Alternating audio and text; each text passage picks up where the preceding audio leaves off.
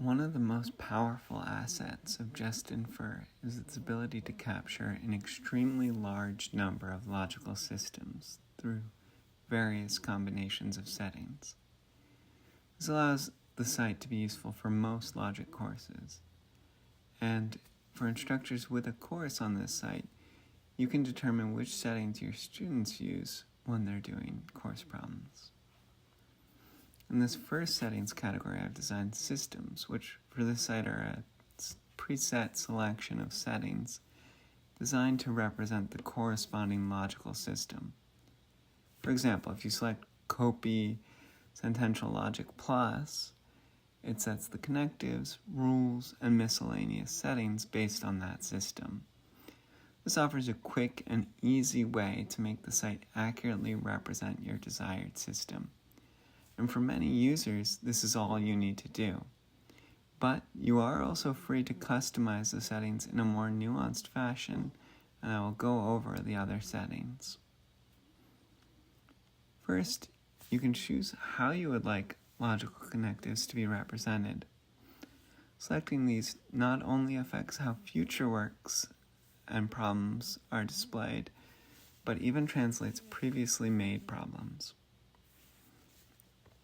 Next, you can pick which rules of inference you would like to enable or disable.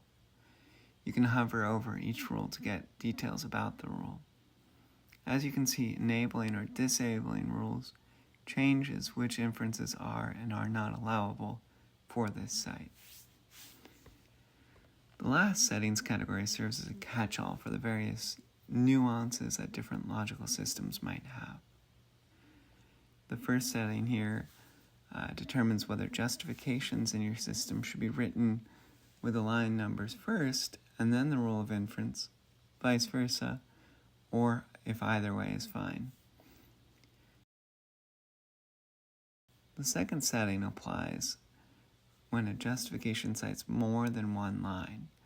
If you have it so that line order matters, then the program becomes strict about the order in which a user types in their justification. The user must follow the form of the rule precisely. You can see some examples on my screen. For some rules, different combinations of line citations can lead to different inferences.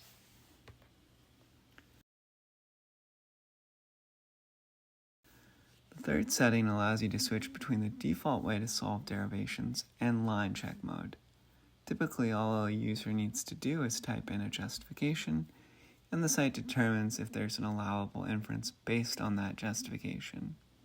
But in line check mode, the user will also have to type in the inference they want to make. Line check mode is more difficult than the default mode, but can potentially aid in the student gaining more mastery on the subject.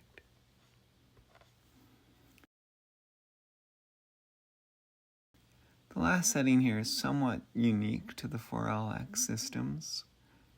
Briefly, with this enabled, you can close subproofs without having to cite a particular hypothetical rule, and you can cite a subproof later in a derivation.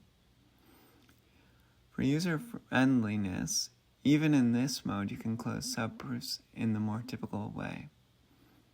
Future updates will bring even more settings, but for now, that wraps up this topic.